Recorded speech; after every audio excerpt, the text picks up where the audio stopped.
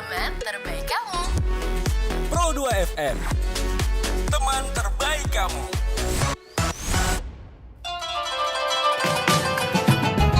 Teman Pro 2, saatnya kamu ikuti Tauladan Tanya Ustadz di bulan Ramadan.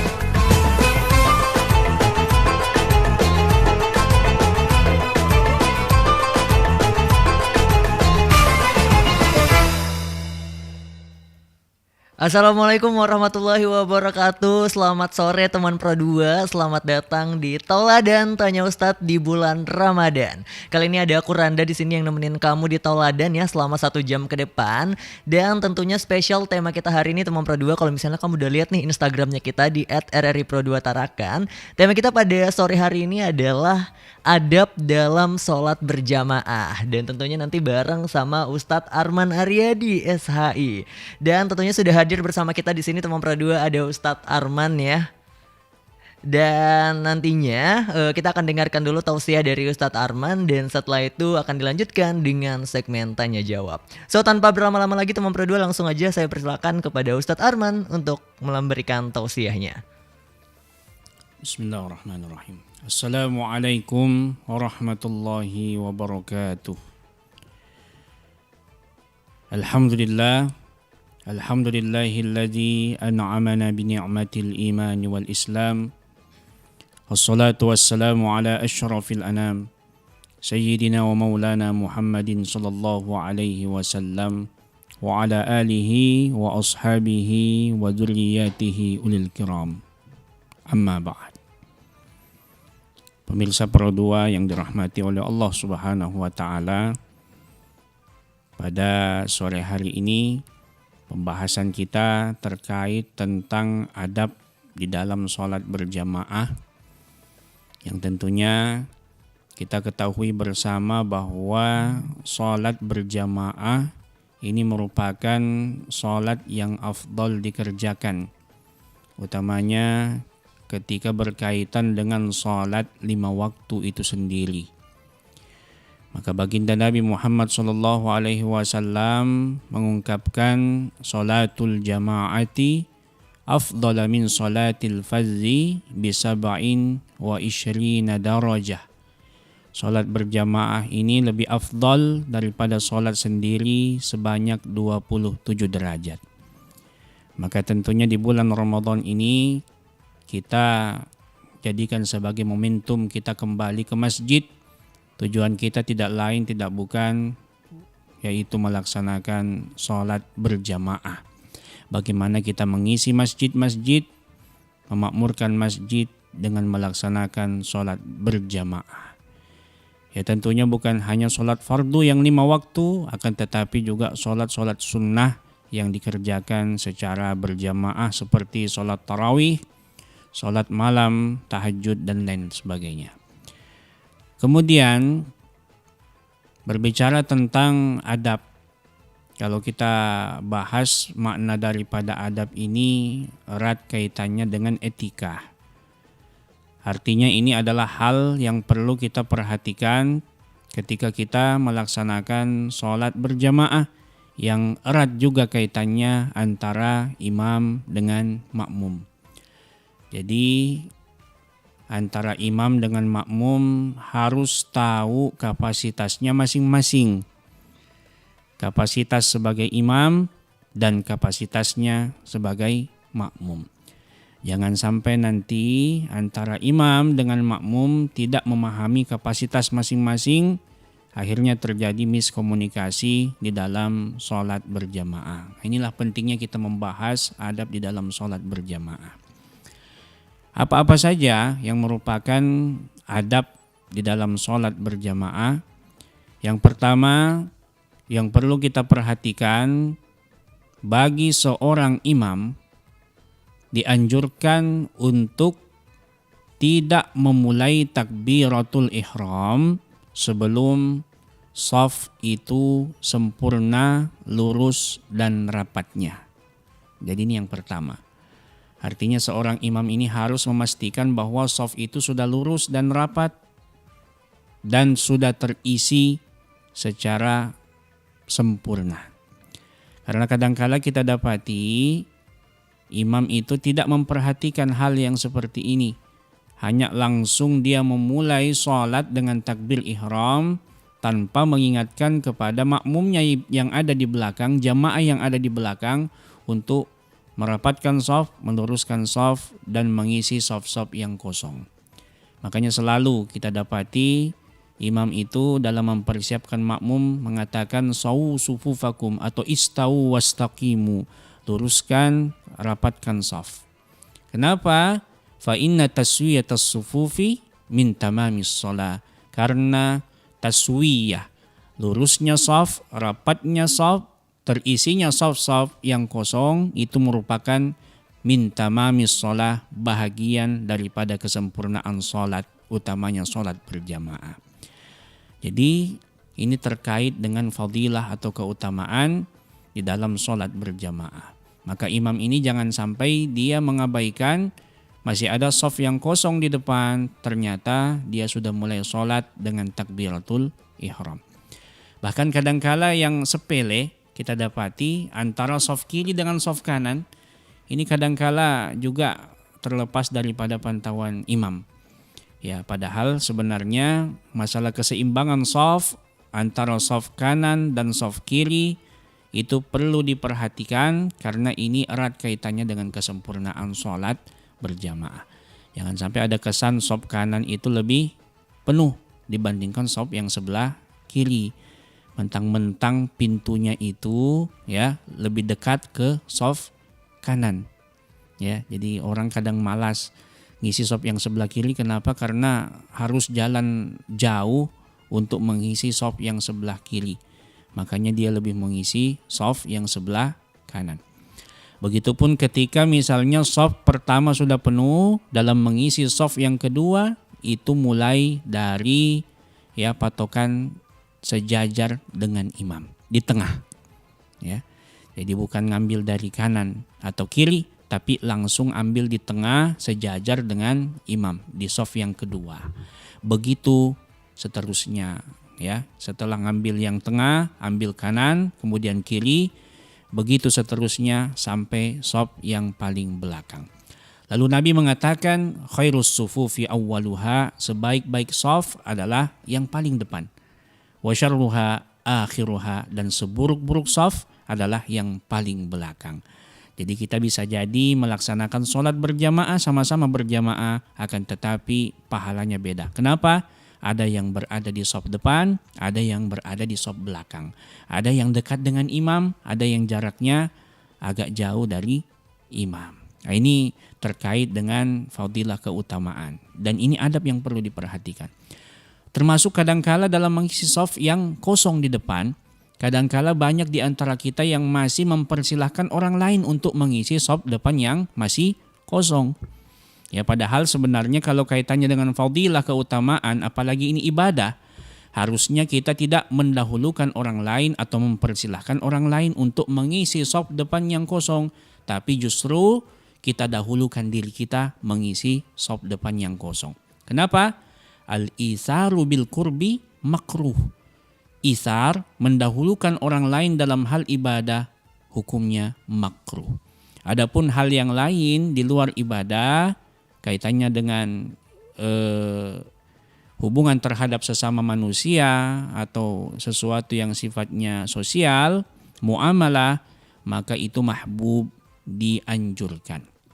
Jadi kalau misalnya ngantri BBM atau ngantri gas, ternyata ada orang yang lebih sepuh, lebih tua dibandingkan kita, dikhawatirkan dia ini terlalu lama berdiri, kasihan, maka boleh kita dahulukan orang itu.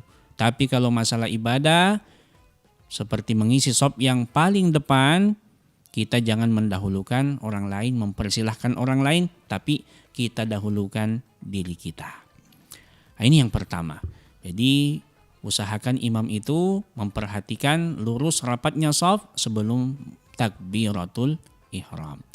Kemudian yang kedua, bahwasanya imam ketika dia takbiratul ihram, maka sebagai makmum kita harus mempersilahkan imam selesai takbiratul ihram.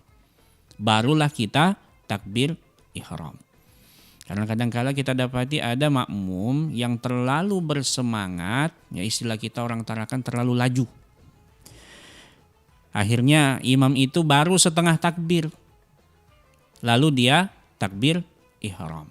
Ya, saya kasih contoh misalnya imamnya baru takbir, mulai takbir Allah, dia juga Allah. Ini sering terjadi di dalam sholat berjamaah. Kadang-kala dalam sholat tarawih, karena tarawih ini biasanya orang kejar-kejaran, ya, berusaha untuk menyelesaikan sholat tarawih secepat mungkin, as soon as possible, ya, lebih cepat lebih baik nih istilahnya. Jadi seharusnya bagi makmum ini, ya, jangan sampai dia takbir sebelum imam itu sempurna takbiratul ihram. Karena takbir ihram ini bagian daripada rukun sholat. Kita niatnya sholat makmuman sebagai makmum. Maka otomatis nanti imam itu dikatakan bertugas sebagai imam ketika dia selesai takbiratul ihram. Artinya imam ini masih dihitung belum masuk di dalam sholat kalau dia belum selesai takbir. Nanti dia dihitung orang yang sholat ketika dia selesai takbiratul ihram. Jadi kalau imam sudah selesai takbir sampai huruf terakhir dari kata takbir atau kalimat takbir Allahu Akbar, barulah kita takbir. Karena imam itu sudah masuk di dalam sholat. Tapi kalau baru setengah Allah, nah ini baru setengah belum masuk di dalam sholat. Lalu kita masuk, ya otomatis kita ini menjadi makmum tapi imamnya belum ada. Ya, maka otomatis sholat kita bermasalah. Bahkan ulama menganggap sholat yang seperti ini dianggap tidak sah. Nah, makanya ini etika. Sebagai makmum, biarkan imam selesai takbir, barulah kita takbir ihram. Adapun kaitannya dengan takbir intiqal, karena takbir ini dalam sholat ada dua. Ada takbiratul ihram, ada takbir intiqal. Intiqal itu takbir perpindahan antara ya gerakan yang satu dengan gerakan yang selanjutnya. Takbir untuk ruku, i'tidal, sujud, itu namanya takbir perpindahan atau intiqal. Kalau takbir intiqal, ulama menganggap hal ini tidak ada masalah. Kalaupun misalnya imam baru setengah takbir lalu kita takbir, itu tidak ada masalah. Yang penting bisa memastikan bahwa kita tidak mendahului gerakan imam. Tapi adabnya, etikanya atau afdalnya, kita biarkan imam juga selesai takbir, barulah kita takbir intiqal. Ya, sama seperti orang baris berbaris upacara. Ya, kalau pemimpin upacara atau komandan upacara mengatakan hormat, gerak. Ya, kita hormatnya kapan? Nanti setelah gerak. Jangan pemimpin upacara mengatakan hormat, kita sudah hormat. Ya, nanti selesai gerak baru kita hormat. Sama, Allahu Akbar. Jangan baru Allah kita sudah bergerak. Biarkan imam selesai takbirnya, barulah kita juga bergerak. Ini aba-aba dari imam. Kemudian yang perlu diperhatikan juga pada saat takbir ihram, ya, itu kadangkala kita dapati ada makmum yang suaranya terlalu besar. Jadi ada makmum terlalu besar, bahkan sama besarnya suaranya dengan imam. Ya, imam Allahu Akbar, dia juga besar suaranya Allahu Akbar, dari saf depan sampai ke belakang kedengaran. Akhirnya kadangkala mengganggu ya kehusyuan jamaah yang lain. Bukan hanya itu, tapi semua yang jahar-jahar yang membesarkan suara di dalam sholat itu juga kadangkala ada makmum yang offside, ya. Dia juga mengerjakan yang sama dikerjakan oleh imam. Ya, contoh misalnya membaca surah Al-Fatihah. Setelah imam baca Fatihah, dia juga baca Fatihah.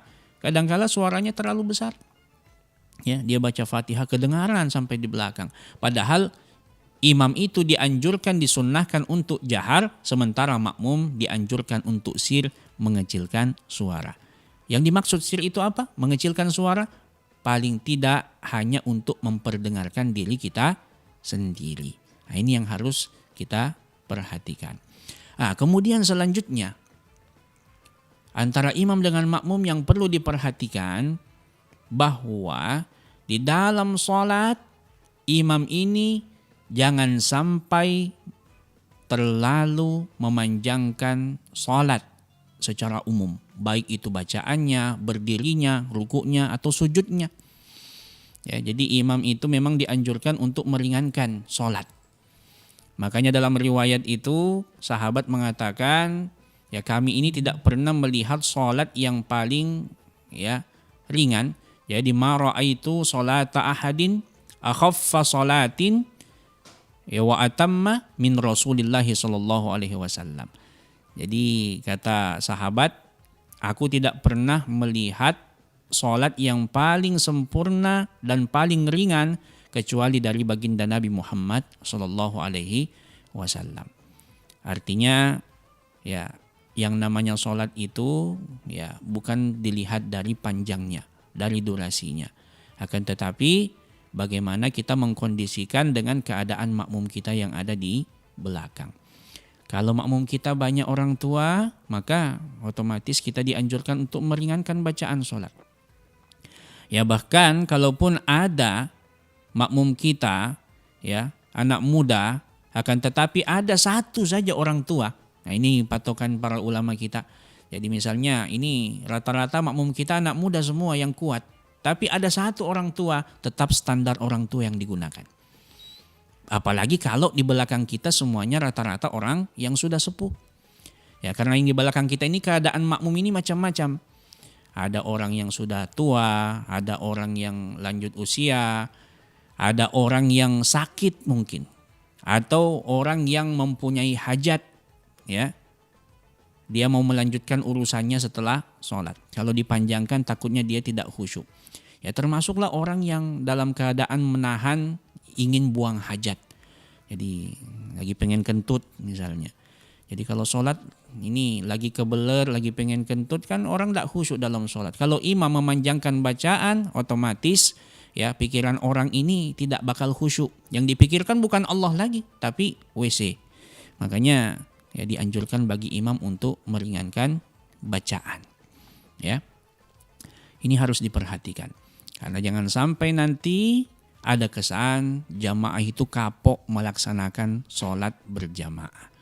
Ya, meringankan bukan berarti harus ya sholatnya itu secepat kilat. Tidak. Tapi bagaimana rukun dan syarat itu tetap terpenuhi. Kemudian tidak memberatkan makmum yang ada di belakang. Nah, kemudian selanjutnya yang terakhir dan mungkin nanti kita akan lanjutkan dengan diskusi ya. Yang perlu diperhatikan bagi jamaah ketika melaksanakan sholat ya, bahwasanya kita sebagai makmum jangan sampai mendahului gerakan imam. Ya. Jadi dalam sholat berjamaah kita jangan sampai mendahului gerakan imam. Karena ini berpotensi merusak ibadah kita, bahkan bisa membatalkan ibadah kita. Bahkan diancam oleh baginda Nabi SAW orang-orang yang mendahului gerakan imam yang terlalu laju. Ya, dalam riwayat dikatakan amma yakhsha ahadukum ay yarfa'a ra'sahu qabla al-imam. Jadi hendaknya takutlah di antara kalian mengangkat kepalanya sebelum imam. Kenapa? Ayyuhawilallahu ra'sahu yaumal qiyamati ra'sa himarin. Allah ganti kepalanya pada hari kiamat dengan kepala himar, keledai. Jadi nanti ada yang dibangkitkan kepala keledai, inilah orang-orang yang mendahului gerakan imam.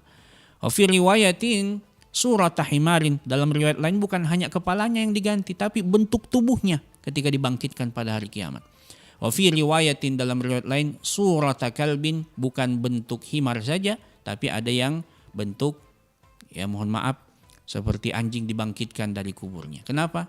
Dia orang yang sholat tapi mendahului gerakan imam. Inilah yang mungkin ya dikatakan di dalam Al-Quran surah Al-Ma'un, fawailul lil musallin, celakalah orang-orang yang sholat. Dia sholat tapi celaka. Kenapa? Karena tidak memperhatikan hal-hal yang seperti ini. Ya mudah-mudahan ini dapat menjadi pengantar pembicaraan kita pada kesempatan yang mulai ini. Kurang lebihnya mohon maaf. Baik teman Pro 2, Masya Allah itulah tadi tausiah dari Ustadz Arman ya teman Pro 2 terkait dengan adab dalam sholat berjamaah. Dan setelah ini akan kita lanjutkan dengan sesi tanya jawab teman Pro 2, jangan kemana-mana, kita lanjutkan setelah yang satu ini.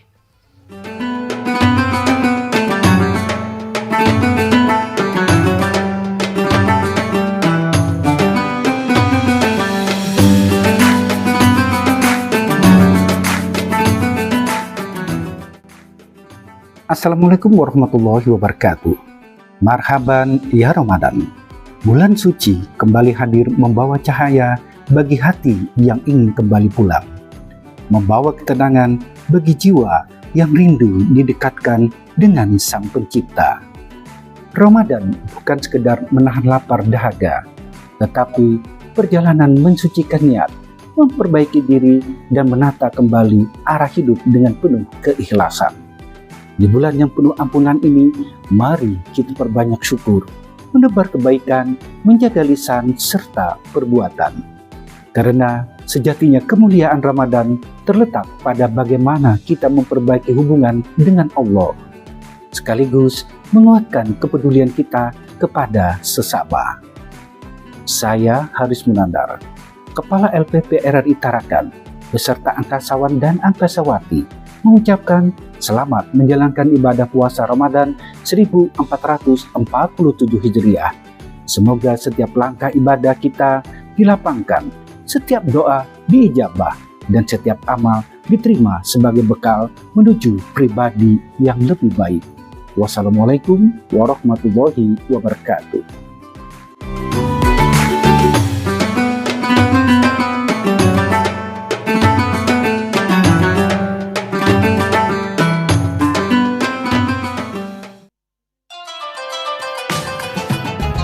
Teman Pro 2, saatnya kamu ikuti Tauladan Tanya Ustadz di bulan Ramadan.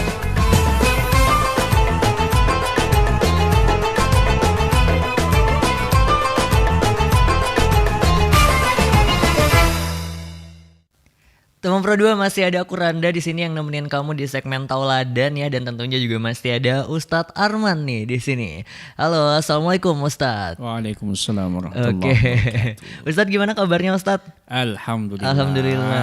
Akhirnya Sehat ini walafiat. ketemu saya lagi ya untuk kedua Iya, kalinya. Ketemu lagi yang kedua kalinya. Oke, jangan bosan-bosan ya Ustadz ya. Insya Allah.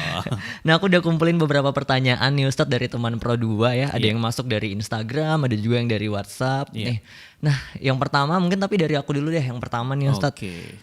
Gini Ustadz, jadi sering kali kita tuh anak muda tuh merasa sungkan gitu kalau misalnya harus ngisi saf barisan paling depan. Iya. Nah, itu tuh biasanya ya Ustadz, sebenarnya adab yang benar tuh gimana sih? Apakah kita harus mendahulukan orang tua atau ya udah kita isi aja yang kosong di depan? Itu gimana Ustadz? Nah, ini yang menarik. Jadi tadi sempat saya ungkapkan bahwasanya kalau kaitannya dengan ibadah, isar itu mendahulukan orang lain itu hukumnya makruh. Ya, jadi artinya apa? Kalaupun ada orang yang lebih tua ya yang berada di sebelah kita, lalu ada soft yang kosong di depan, sebenarnya etikanya itu tetap kita mendahulukan diri kita dibandingkan orang tua. Nggak perlu mempersilahkan orang lain untuk mendapatkan pahala lebih banyak daripada kita. Jadi sebenarnya kalau kita dahulukan orang berarti kita ridho, ya senang kalau orang lain pahalanya lebih besar daripada kita. Karena kan ngisi sop semakin dekat dengan imam, semakin di depan itu pahalanya lebih besar. Jadi seperti itu. Jadi kalau kaitannya dengan ibadah kepada Allah, mendahulukan orang lain itu hukumnya makruh. Tapi kalau kaitannya dengan muamalah, hubungan terhadap sesama, itu tadi ngantri BBM atau hal-hal yang lain, ya seperti di rumah sakit dan lain sebagainya misalnya, atau di apotek orang beli obat, ada orang yang mungkin lebih butuh, maka kita mendahulukan orang lain itu justru disunnahkan. Oke. Jadi seperti itu. Baik Ustadz. Nah, sekarang ada pertanyaan nih Ustadz dari Ahmad. Katanya Ustadz, gimana nih adabnya kalau kita tuh datang terlambat masbuk? Kadang karena saking semangatnya pengen dapat rakaat nih, kita nggak sengaja lari-lari di dalam masjid. Itu Oh, iya. diperbolehkan atau justru dilarang tuh Ustadz? Iya. Nah, ini menarik dan sering terjadi ya. Jadi sering kita dapati, kebetulan kan saya imam di Islamic Center Baitul Izzah. Ya, jadi kadangkala ada suara langkah kaki yang kontras sekali ketika akan ruku. Biasanya identik dengan rakaat pertama lah ya. Benar-benar. Jadi pada saat mau ruku tiba-tiba ada yang lari dari belakang. Ya kenapa? Karena takut masbuk. Karena memang patokan seseorang itu masbuk atau tidak ketika dia sempat untuk ruku bersama dengan imam atau tidak. Nah, jadi kalau dalam hadis itu sebenarnya dikatakan man adraka ruku'a faqad adraka rak'ah. Barang siapa yang mendapati ruku, sempat ruku bersama dengan imam meskipun 1 detik, maka dia dapati 1 rakaat. Makanya kadangkala ketika imam ruku ini khawatir dia jangan sampai imam itu sudah i'tidal, bangkit dari ruku. Akhirnya dia lari. Ya, dia lari. Maka sebenarnya lari ini harus diperhatikan, ya, bahwa sebenarnya ketika kita mendatangi sholat, kita itu dianjurkan untuk mendatangi sholat itu bituma'ninati wal waqar, dalam keadaan tenang, ya, dan tidak tergesa-gesa. Ini sunnah juga. Jadi itu. Nah, kalau masalah masbuk sebenarnya bukan berarti kalau orang masbuk itu sholatnya tidak sah. Artinya tidak ada masalah sebenarnya kita masbuk, ya.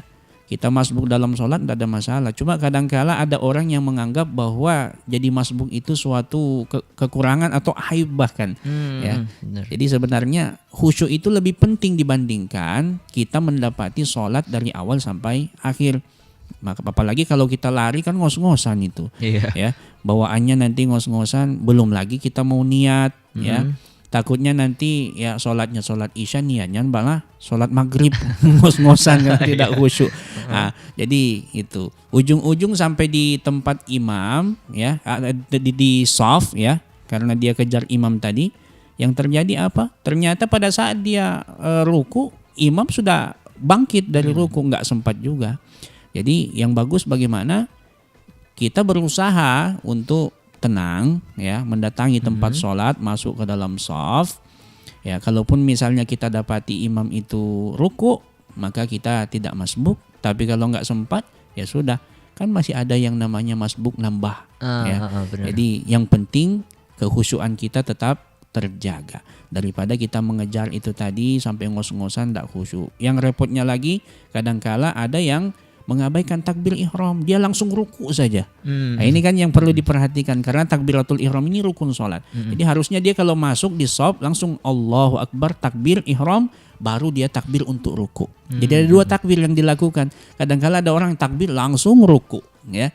Jadi takbir ini antara takbir ihram atau takbir intiqal, perpindahan. Jadi harusnya dia takbiratul ihram, ya. Biarpun sedekap sebentar saja, setengah detik tidak ada masalah, lalu dia takbir untuk ruku. Nah, jadi seperti itu. Karena kalau tidak, ya berarti dia belum masuk dalam sholat karena tidak takbiratul ihram. Jadi seperti itu. Baik Ustadz. Ini ada lagi pertanyaan masuk Ustadz, katanya Ustadz izin bertanya. Mohon izin Ustadz katanya. Ini ada kalimatnya mohon izin. Gimana hukumnya sholat berjamaah kalau makmum di depan kita pakai kaos yang tulisannya kapan nikah? Kan jadi bikin gagal fokus sepanjang sholat. Itu gimana? Ini menarik sebenarnya. Jadi sebenarnya di dalam sholat, ini kaitannya masalah berjamaah itu tadi juga termasuk hal yang perlu diperhatikan. Bahwa di dalam sholat berjamaah antara makmum yang satu dengan makmum yang lain itu harus saling menghormati, terus harus saling mengkondisikan satu sama lain agar tidak mengganggu fokus. Ya, jadi ini penting. Ya, suatu contoh saja misalnya, ya, kadang-kala kan kita dapati ada orang yang ketika sholat masuk ke dalam shaf, dia senang kalau mendempetkan telapak kaki. Jadi katanya luruskan, rapatkan shaf, akhirnya telapak kaki dengan telapak kaki itu nempel gitu kan. Tapi ada yang merasa risih ketika telapak kaki itu menempel. Maka kadang-kala ketika telapak kaki ditempelkan, dia geser sedikit. Maka kita harus paham bahwasanya merapatkan shaf itu bukan berarti menempelkan telapak kaki. Akan tetapi bagaimana supaya tidak ada ya jeda yang terlalu jauh antara makmum yang satu dengan makmum yang ada di sebelahnya. Itu. Jadi kalau cuma 1 cm, 2 cm itu tetap dikatakan rapat. Karena kalau dikatakan menempelkan telapak kaki, ada juga orang yang agak risih, akhirnya dia tidak khusyuk dengan itu. Makanya kadang kala ada juga yang ketika risih dia geser kakinya, tapi kadang kala ada yang tetap ngotot tetap juga dicari kakinya. Ah. Jadi ini juga bisa merusak fokus di dalam berjamaah. Jadi kalau ada yang sudah menggeser kakinya, mungkin dia risih dengan hal itu, ya sudah, nggak usah kita kejar kakinya. Nah, kemudian selanjutnya sama dengan itu yang bertuliskan kaos yang bertuliskan kapan nikah di depan kita. Jadi sebenarnya di dalam sholat yang disunnahkan itu ketika sholat pandangan kita itu menghadap ke tempat sujud atau tempat sholat. Ya, itu yang afdolnya. Tapi sebenarnya apa saja ya pandangan kita itu kemana saja sebenarnya kalau kita merasa lebih khusyuk tidak ada masalah. Tapi yang umumnya seperti itu yang diajarkan di dalam agama. Atau memejamkan mata. Jadi kalau misalnya dengan membuka mata ya melek misalnya ternyata tidak khusyuk, memejamkan mata itu kalau membuat lebih khusyuk justru itu juga boleh. Ya, jadi kalau misalnya di depannya ada tulisan kapan nikah daripada nggak fokus, gagal fokus atau mungkin tersinggung, ya maka lebih baik yang dilakukan adalah memejamkan mata. Yang kedua juga bagi orang yang melaksanakan sholat pakailah pakaian yang lebih baik lah ketika melaksanakan sholat. Jadi bukan berarti pakai kaos oblong atau yang bersablon macam-macam itu nggak boleh. Akan tetapi karena kaitannya kita ini berjamaah, kalau itu bisa merusak fokus orang lain, maka ya kalau orang nggak khusyuk, penyebabnya adalah kita, bisa jadi kita yang menjadi penghantar orang tidak khusyuk, ya hitungannya bisa jadi dosa juga. Makanya sebenarnya kalau pakai pakaian itu kita pakai yang polos-polos itu lebih bagus. Makanya Allah mengatakan dalam Al-Quran dalam surah Al-A'raf, ya bani Adama khudzu zinatakum inda kulli masjid. Pakailah perhiasanmu ketika melaksanakan sholat. Setiap melaksanakan sholat pakai pakaian yang indah yang bagus. Patokan kita Nabi Muhammad SAW, Nabi kalau sholat menggunakan pakaian yang terbaik menurut beliau. Masa iya kita menghadap sama Pak RT, Pak Lurah pakai pakaian rapi, ya datang ngapel cewek gitu pakai pakaian rapi, wangi dan lain sebagainya, kemudian menghadap kepada Allah pakai pakaian seadanya, apalagi yang dipakai baju kampanye, jadi coblos kan orang tidak khusyuk. Jadi ini juga memang perlu diperhatikan. Termasuk warna-warni dari pakaian itu, utamanya perempuan. Ya, karena biasanya mukena perempuan ini macam-macam nih modelnya nih. Benar-benar. Ya, jadi kadangkala juga ya ada yang warnanya memang ya rare, ya. Warna yang jarang ada, ya mungkin karena mahal dan lain sebagainya. Nah, sehingga kadangkala ini juga bisa merusak khusyuk. Ya, termasuk sajadah yang dihamparkan itu kalau terlalu lebar juga bisa mengurangi khusyuk seseorang. Ya, karena kadangkala kita dapati kalau laki-laki kayaknya ya jarang bawa sajadah, tapi biasanya ibu-ibu nih kalau ke masjid bawa sajadah lebarnya selebar lapangan bola. Jadi lebar betul ya, muat 2 saf itu. Orang mau masuk juga nginjak kayaknya sungkan juga nginjaknya. Sementara kita dianjurkan untuk merapatkan saf. Jadi itu. Jadi apa-apa saja yang bisa mengurangi khusyuk kita di dalam sholat itu harusnya dihindari, termasuk pakaian-pakaian yang seperti itu tadi. Jadi kalau pakai kaos oblong ya kalau bisa pakai yang polosan gitu ya. Kadangkala ya sudah polosan sebenarnya cuma terlalu ketat. Yang sering terjadi itu ya kita dapati, saya beberapa kali juga mampir sholat berjamaah musafir. Ya, karena kadangkala ada makmum yang pakai kaos oblong yang terlalu ketat, celananya terlalu ketat. Yang terjadi apa? Ya ketika berdiri nggak ada masalah, tapi ketika sudah ruku itu biasanya sempaknya kelihatan itu kan. Ya, yang repot kalau nggak pakai sempak biasanya kadangkala kelihatan celengan gitu ya. Jadi ini juga yang perlu diperhatikan. Mungkin itu. Oke Ustadz. Nah ini ada lagi Ustadz pertanyaan dari teman Pro 2 namanya Wawan. Ustadz, gimana hukumnya sholat jamaah tapi pikirannya melayang ke menu buka puasa nanti? Apakah pahala jamaahnya tetap full atau kepotong pajak ngelamun nih? Gimana Ustadz? Nah, ini yang saya katakan tadi. Kenapa imam itu dianjurkan untuk meringankan bacaan? Karena kadangkala kalau imam itu memanjangkan bacaan, dia akan khusyuk dengan bacaannya, sementara makmum itu khusyuk dengan lamunannya.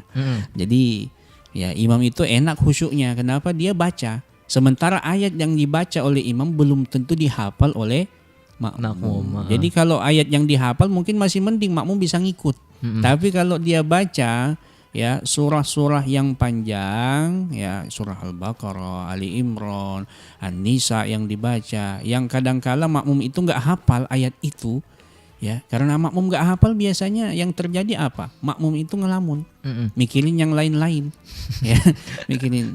Apalagi kalau misalnya, makanya saya pribadi kalau imam sholat zuhur, asar, apalagi di bulan Ramadan ini saya persingkat itu. Ya tidak terlalu panjang. Rakaat pertama, kedua, ya memang dianjurkan lebih panjang dibandingkan rakaat ketiga, keempat karena kita baca surah. Akan tetapi surah yang dibaca itu dianjurkan pendek-pendek supaya makmum ini juga tetap kondusif. Maka otomatis kalau ada yang pikirannya itu kemana-mana ngelamunin buka puasa, ya maka otomatis itu juga bisa mengurangi pahala khusyuknya kita di dalam sholat. Saya katakan tadi bahwasanya sholat berjamaah itu lebih afdol 27 derajat. Ini pahala pokok kita. Jadi modal sudah 27 derajat kita berjamaah di mana saja. Di masjid, di rumah. Tapi kalau kita di masjid dapat pahala memakmurkan masjid. Ada sholat tahiyatul masjid juga. Bahkan kadang kita termotivasi qobliyah ba'diyah. Kalau di masjid dapat pahala memakmurkan masjid. Kemudian boleh jadi ini tadi pahala khusyuk kita yang dikurangi oleh Allah Subhanahu wa taala lantaran karena ingatan kita melenceng. Maka solusinya bagaimana? Solusinya kembali ingat kepada Allah, kembali ke jalan yang benar. Jadi intinya kalau sudah kepikiran ya takjil apa ya, apalagi kalau di rumah tadi mungkin lihat sebuah misalnya kepikiran, atau lewat depan warung nasi Padang kecium baunya lalu kepikiran, ya paling tidak kita bisa palingkanlah di dalam sholat. Jangan sampai nanti keterusan sampai salam, justru itu yang kepikiran bisa merusak ibadah kita. Oke. Nah mungkin ini berkaitan nih Ustadz, pertanyaan nomor 2 katanya kalau imamnya baca surah yang panjang banget sampai kaki saya gemetaran, adabnya saya harus tetap sabar atau boleh nih ngode dengan batuk-batuk kecil? Ternyata yang saya dengar biasanya kalau orang batuk mungkin dia ngode kayaknya Ustadz. Saya punya pengalaman sekitar 20 tahun jadi imam. Jadi saya pribadi itu paham sebenarnya mana batuk yang beneran batuk dengan batuk yang kode. Biasanya batuk yang kode itu jelas. Biasanya mendekati ujung ayat, biasanya kalau ada batuk yang terdengar di belakang itu biasanya batuk kode. Misalnya kita baca surah, ya kita baca surah misalnya, ya ujung-ujungnya misalnya ayat yang kita baca itu, ya misalnya wa yaghfiru liman yasha wa yu'adzu man yasha. Tiba-tiba ada yang batuk di belakang itu biasanya kalau dekat-dekat ujung ayat, ya. Jadi misalnya ujungnya bighairi hisab, tiba-tiba pas di ujung begitu ada yang batuk. Itu biasanya batuk kode. Artinya itu sebenarnya bahasanya dia pengen ngomong udah panjang banget itu. Ya, dia terlalu panjang bacaan. Makanya dianjurkan imam itu meringankan bacaan. Kita nggak bisa pakai standar Masjidil Haram kalau ditarakan, memang nggak cocok. Artinya standar di mana kita berada, disitulah yang kita gunakan. Maka kalau misalnya imam itu bacaannya sudah agak panjang, kita jangan batuk. Sebenarnya etikanya jangan batuk. Karena batuk itu pun bisa menjadi penyebab batalnya sholat kita kalau misalnya disengaja dengan tidak punya tujuan. Ya, jadi kalau misalnya batuknya itu murni batuk nggak ada masalah. Tapi kalau batuknya itu kode sampai berkali-kali, ya itu bisa merusak sholat. Ya paling tidak itu bisa menjadikan sholat kita makruh, bahkan sholat kita bisa batal. Karena ini sama dengan orang yang ngomong secara halus. Sementara di dalam sholat kita nggak boleh ngomong. Ya sama aja. Dan inilah hikmahnya puasa. Kita diperintahkan untuk menjaga lisan kita. Dalam sholat kita juga diperintahkan untuk puasa lisan. Ya, artinya apa?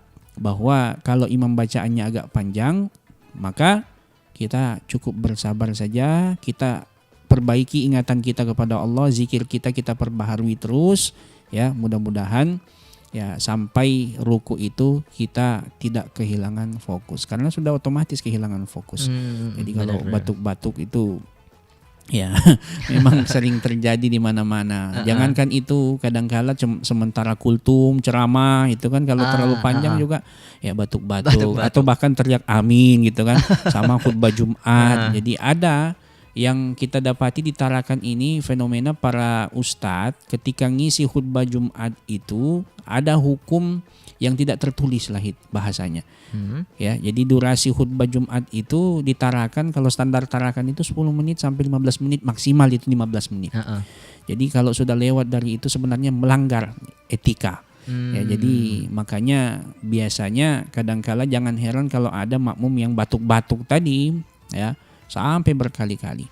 Jadi sebenarnya kalau bisa ya batuk-batuk seperti ini dihindari karena bisa merusak kehusyuan kita dalam sholat. Jadi seperti itu. Oke Ustadz. Nah ini ada lagi Ustadz dari teman Pro 2 namanya Gunawan. Ustadz gimana nih adabnya kalau kita sholat di saf paling belakang, tapi isinya tuh malah anak-anak yang asyik main sarung perang. Kita harus jadi wasit atau tetap khusyuk nih? Nah mungkin ini juga yang kayaknya banyak berseliweran di TikTok gitu. Ada tarawih core nih Ustadz. Orang lagi sujud dia malah salto. Bener. Nah, ini yang sering terjadi ya. Jadi memang inilah warna-warni yang ada di bulan Ramadan. Jadi kalau kita kaitkan dengan anak-anak, sebenarnya memang anak-anak itu masanya bermain. Maka kalau misalnya kita berada di shaf anak-anak, ya tetap kita khusyuk di dalam sholat. Jangan malah jadi wasit. Kalau jadi wasit berarti ikutan main. Ya. Jadi kalau malah kejadian ada yang beberapa waktu yang lalu di media sosial itu malah pakai bambu kalau nggak salah, pakai kayu ya, disodok pantat makmum yang ada di depannya itu, bahkan sampai imam ya. Bahkan itu saya lihat kategorinya makmumnya itu makmum dewasa. Saya bilang ini orang dewasa sebelum waktunya. Nah, jadi bagaimana hal yang seperti ini sebenarnya memang takmir masjid itu perlu menghimbau. Makanya sebenarnya shaf anak-anak itu kalau bisa dipisahkan dengan shaf orang dewasa. Ya. Karena anak-anak itu memang masanya bermain. Jadi kalaupun anak-anak itu bermain dalam satu shaf, itu tidak akan mengurangi ya pahala kita sehingga kita tidak khusyuk di dalam sholat. Karena kita bisa tetap khusyuk karena kita tidak satu shaf dengan anak-anak. Jadi kalau memang kita mau pergi sholat, ya kita berada di belakang dekat-dekat dengan bocil-bocil ini memang harus hati-hati. Karena ya macam-macam ya ada aja ininya tingkahnya. Gebrakannya ada aja. Makanya yang perlu diperhatikan kalau misalnya ada shaf orang dewasa yang masih kosong, kita masuk di situ. Cari shaf-shaf yang agak renggang. Ya, karena kan tidak semuanya shaf itu penuh. Maka kita cari shaf yang agak renggang, kemudian kita masuk di shaf yang agak renggang tadi. Caranya bagaimana? Karena ini kadangkala ada yang nggak tahu cara masuk ke dalam shaf yang agak renggang. Jadi kalau ada shaf yang agak renggang, kita sendiri di belakang atau mungkin kita sudah berada di shaf anak-anak, bagaimana masuknya? Kita kasih kode, orang yang paham kalau perlu ya kita kasih kode, masukkan kaki kita sebelah kanan. Ya. Supaya dia bisa bergeser sedikit, memberikan kita ruang supaya bisa masuk ke dalam shaf. Atau kalau nggak bisa, ya paling tidak kita kasih kode ke orang yang paham, kita tepuk pundaknya, ya kemudian kita tarik atau kasih kode dia ke belakang, mundur. Supaya dia menemani kita di belakang shaf. Karena menurut ulama ini hukumnya makruh sendirian di belakang shaf. Nah, itu. Yang pernah kejadian dia itu tepuk pundak makmum yang paham, makmumnya mundur. Niatnya nemani dia di belakang. Giliran makmumnya itu yang dikasih kode itu mundur, dia malah maju ngambil shafnya. Jadi ngerebut shaf orang. Nah, jadi mungkin itu ya. Jadi kita harus perhatikan jangan sampai kita berbaur dengan shaf anak-anak karena otomatis itu bisa merusak kekhusyuan kita dalam beribadah. Oke, baik Ustadz. Nah ini ada pertanyaan terakhir Ustadz. Katanya Ustadz, bagaimana adab ketika kita ingin menegur imam yang melakukan kesalahan bacaan atau rakaat nih bagi anak muda yang secara umur jauh lebih muda daripada imam tersebut? Bagaimana cara menjaga wibawa imam sekaligus membetulkan sholat? Iya. Jadi memang sudah ada etika yang diatur di dalam sholat berjamaah bahwa kalau imam itu keliru maka tetap wajib untuk ditegur. Ya, jadi ditegurnya itu tapi ada kaidah yang sudah ditetapkan di dalam agama, yaitu bagi laki-laki atau jamaah laki-laki dianjurkan untuk mengucapkan tasbih subhanallah. Nah, bagi jamaah perempuan dianjurkan at-tasfiq, bertepuk, ya bertepuk. Jadi bertepuk ya 1 atau 2 kali ya bertepuk, ini tasfik bagi perempuan. Tapi kalau bagi laki-laki ya tasbih. Artinya apa? Kalau kita sholat berjamaah di masjid biasanya ya cukup jamaah laki-laki yang negur ya tasbih. Dan gak perlu satu masjid. Jatuh marwah Pak Imam nanti. Jadi kalau satu masjid, karena kadang-kala imam salah, kadang yang negur satu masjid. Jadi akhirnya imamnya minder. Jadi kalau terjadi kesalahan imam, ya rakaatnya misalnya lebih atau kurang, ya kita tegurnya dengan etika itu tadi, mengucapkan tasbih subhanallah. Ya, jadi seperti itu. Tidak peduli imamnya lebih tua atau tidak, ya, yang jelas itu tidak akan mengurangi marwah imam. Kenapa? Karena memang anjuran baginda Nabi, ajaran baginda Nabi seperti itu, mengucapkan tasbih. Terus bagaimana kalau udah ditegur ternyata masih belum paham? Nah, karena pernah kejadian saya waktu itu kebetulan mampir sholat tarawih waktu itu. Imamnya harusnya rakaat kedua itu kan rakaat terakhir. Ternyata dia lupa itu rakaat terakhir. Akhirnya dia lupa tahiyat. Dia nggak tahiyat. Dia kirain masih rakaat pertama, naik untuk rakaat selanjutnya. Akhirnya sampai naik ke rakaat yang ketiga itu ya hitungannya. Terus makmum di belakang ini tasbih subhanallah. Ya, tapi Pak Imam ini baca Fatihah. Jadi kemudian makmum duduk di bawah ya, tahiyat, persiapan tahiyat lah hitungannya. Terus mengatakan subhanallah. Tapi Pak Imam masih belum paham, diam dia lama. Kemudian makmum mengatakan subhanallah. Akhirnya karena dia mungkin juga nggak tahu kesalahannya apa, ya dikiranya bacaan salah dan lain sebagainya. Sudah dia betulkan, ternyata dia tidak tahu kesalahannya apa. Langsung dia balik. Apa bah katanya. jadi akhirnya sholat itu batal. Ya, makanya etikanya memang cukup tasbih saja. Jadi kapan saja imam itu melakukan kekeliruan itu cukup tasbih saja. Yang masalah itu sebenarnya ini yang belum sempat kita jelaskan. Bagaimana kalau imam batal? Ya. Jadi etikanya ketika imam itu batal sebenarnya, di mana imam itu batal, di situ harus purna tugas. Jadi hal yang membatalkan sholat kan sudah jelas ya, termasuklah buang angin ya, karena sering terjadi. Mungkin ya namanya imam ini manusia biasa sama seperti kita ya. Kalau misalnya imam itu ya sementara misalnya buang angin nggak sengaja ataupun sengaja dia buang angin, maka otomatis pada saat dia buang angin di situ selesai tugasnya sebagai imam. Yang repot itu sebenarnya ketika sujud. Ya. Jadi kalau misalnya berdiri, i'tidal, itu tidak ada masalah, atau duduk di antara dua sujud, masih kelihatan lah imamnya ketika dia batal meninggalkan tempat sholat. Jadi langsung tinggalkan tempat sholat, dilanjutkan oleh makmum yang ada di belakang yang menggantikan dia menjadi imam. Tapi kondisinya kalau sujud ini yang kadang jadi masalah. Karena pernah kejadian ada imam sementara sujud dia itu batal, tiba-tiba dia tinggalkan tempat sholat tanpa ada kabar ya, memberitahu kepada makmum yang ada di belakang. Makmumnya sujud semua di belakang nungguin ini kapan bangunnya ini imam. Tiba-tiba ada yang ngintip, ternyata Pak Imam sudah tidak ada di depan. Nah, maka solusinya imam itu harus negur dengan menyampaikan kepada makmum yang ada di belakang. Ini sementara sujud nggak boleh dia bangunkan. Kalau dia bangunkan batal sholat semua. Tapi dia sampaikan kepada makmum yang ada di belakang yang mungkin bisa menggantikan dia sebagai imam. Ya, taruhlah dia mengatakan, ya bro, saya ini lagi kentut batal, gantikan saya. Maka kita yang dikasih tahu di belakang ya sudah, kita nanti yang takbir Allahu Akbar membangkitkan makmum. Nanti untuk mengambil posisi imam itu ketika berdiri baru melangkah maju. Ya, jadi bukan ketika duduk misalnya lalu koprol ke depan. Ya. Jadi enggak, etikanya juga beda. Nanti berdiri baru maju ke depan. Jadi imam jangan sampai pergi tanpa kabar seperti itu. Jadi Baik, seperti itu. baik. Ya, mungkin itu. Oke, nah sudah terjawab nih pertanyaan-pertanyaan teman Pro 2 ya Ustadz ya. Dan sesuai dengan tema kita pada sore hari ini ya teman Pro 2, itu dia tadi penyampaian tausiah dari Ustadz Arman dan juga sesi tanya jawab nih terkait dengan adab dalam sholat berjamaah. Nah Ustadz mungkin ada closing statement nih buat pendengar yang lagi dengerin dan nonton siaran ini. Iya. Jadi di dalam sholat berjamaah memang kita penting untuk memperhatikan adab-adab, baik kita sebagai imam ataupun sebagai makmum.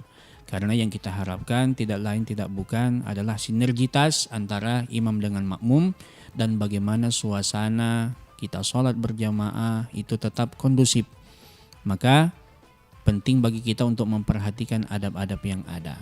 Dan yang paling penting bagaimana kita khusyuk di dalam sholat berjamaah, dan bagaimana imam itu juga memenuhi segala kebutuhan makmum yang ada di belakang tanpa ada keluhan sama sekali dan tidak memberatkan makmum yang ada di belakang.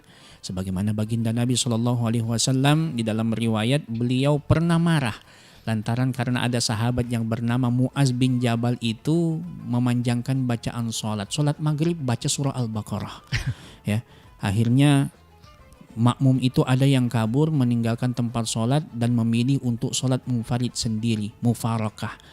Akhirnya ini sampai kepada telinga baginda Nabi Muhammad, dilaporkan kepada baginda Nabi Muhammad. Akhirnya didatangkan orang itu karena Muaz mengatakan itu orang munafik. Akhirnya tabayun, ternyata kejadiannya Muaz memanjangkan bacaan. Lalu Nabi memarahi Muaz bin Jabal. Tidak pernah Nabi semarah itu. Kata Nabi, "Affattanun anta ya Muaz." Sampai 3 kali mengatakan, apakah kamu ingin membuat fitnah di dalam agama, wahai Muaz? Kalau kamu sholat, bacalah surah-surah yang pendek. Kenapa? Karena di belakangmu ini kondisi makmum macam-macam. Berarti kalau makmum itu memendekkan bacaan, meringkas bacaan, hanya membaca 1 ayat saja, itu tidak bermasalah. Karena Nabi nggak pernah marah kalau ada imam memendekkan bacaan. Justru Nabi marah ketika ada imam yang memanjangkan bacaan. Maka semoga di bulan Ramadan ini kita bisa memperhatikan hal-hal yang seperti ini terkait dengan ibadah kita, dan mudah-mudahan kita mendapatkan kemuliaan daripada sholat berjamaah. Mungkin itu saja, kurang lebihnya mohon maaf. Assalamualaikum warahmatullahi wabarakatuh. Waalaikumsalam. Baik teman Pro 2, itu dia sesi tauladan kita pada hari ini ya teman Pro 2. Semoga apa yang sudah disampaikan dapat bermanfaat bagi kita semua. Amin ya rabbal alamin. Dan kita ketemu lagi di tauladan berikutnya. Aku akhiri, wassalamualaikum warahmatullahi wabarakatuh. Waalaikumsalam. Teman Pro 2, sampai di sini dulu ya tauladan Tanya Ustadz di bulan Ramadan. Sampai jumpa.